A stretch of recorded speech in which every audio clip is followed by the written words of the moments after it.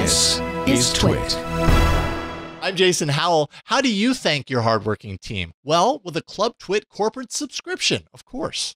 You can show your appreciation and reward your tech team with a subscription to Club TWiT, and that way they'll be informed and entertained with podcasts covering the latest in technology. With a Club TWiT subscription, they're going to get access to all of our podcasts ad-free, the members-only Discord, exclusive outtakes, behind-the-scenes and special content, and exclusive shows like Hands on Mac, Hands on Windows, and the Untitled Linux Show.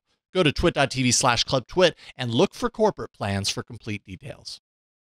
Elon and Twitter apparently have 5 days to close their deal. The court-imposed deadline for coming to an agreement. Remember, Elon, if you haven't been following this, offered to buy Twitter, then didn't want to buy Twitter, then offered to buy.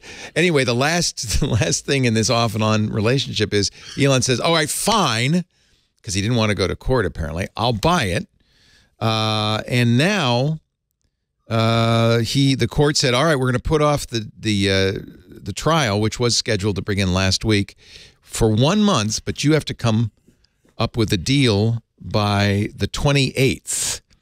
And apparently, right now, even as we speak on a Sunday, Twitter and Musk's people are talking hard. Morgan Stanley stands to lose as much as $500 million on this. They have agreed to fund the purchase up to $13 billion.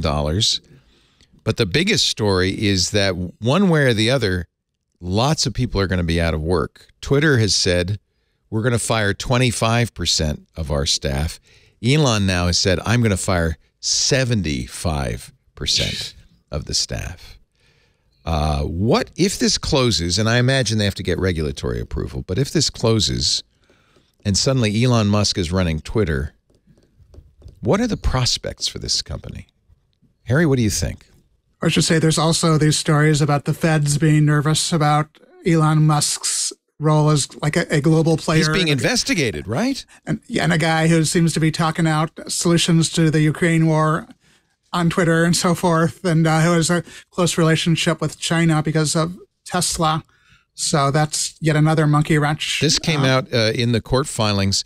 Twitter said on a filing released on Thursday that Elon Musk is under investigation. It didn't say what the exact focus of the probes was and which federal authorities are conducting them. Musk's attorneys provided a privilege log identifying documents to be withheld. The log referenced drafts of a May 13th email to the SEC and a slide presentation to the FTC. So this gets more and more complicated by the minute. Musk says he's going to invite Trump back. Yeah. Has he officially said that? I mean, I think he said it was a mistake to kick him off. Yeah. I'm not sure if he's quite gone so far as to say, yes, I will invite him back. I should see what the source is for that. But I did see a story that said 75% firings, and I'm bringing Trump back. Right. So let me see if I can find the source for that. And on the 75% firings, I think he's also told people he plans to hire more people. So given this is Elon Musk, you don't know what's going to happen until it does happen. It's just crazy. The Washington Post said that Musk plans to slash Twitter's workforce by 75%.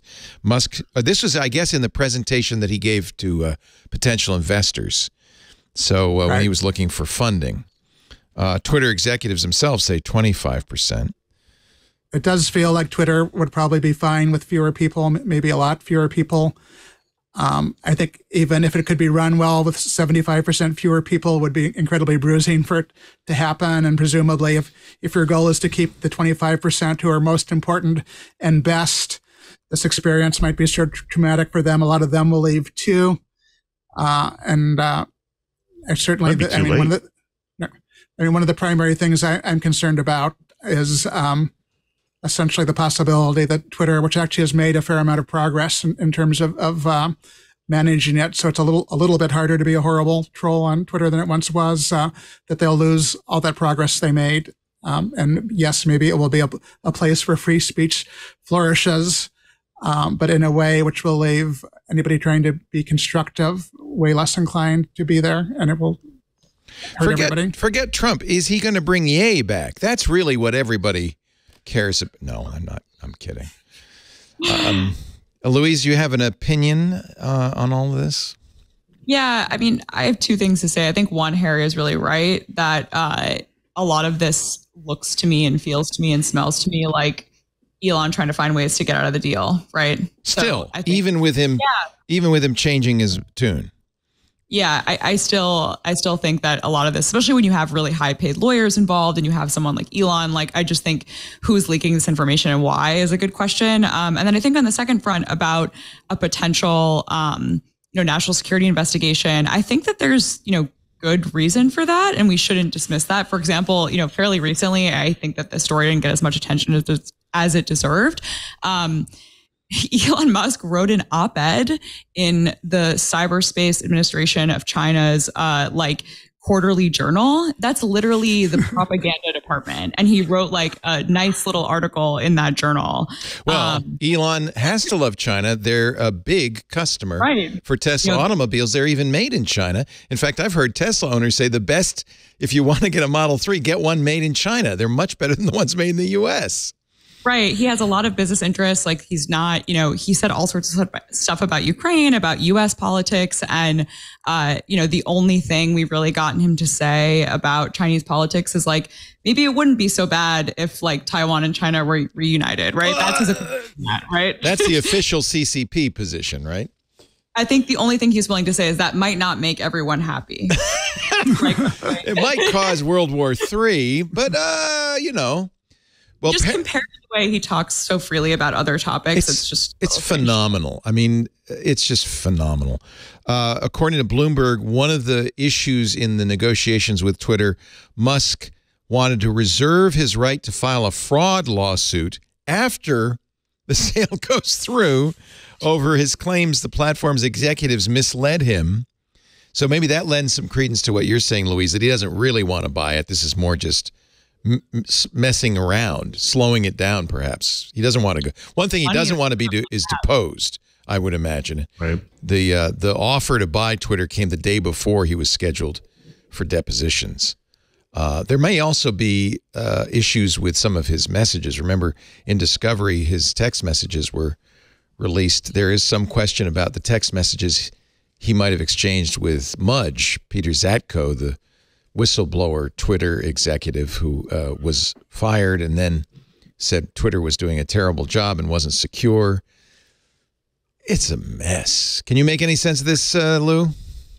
I want to talk about the people side of it. I think Harry is right in the one thing that I think it might be in the past. Once they have all these deals of talking about firing, people are going to run for the hills. Who at Twitter does not have her resume ready to go? Who wouldn't? Right. I mean, I think at this point, you're not going to keep anybody good.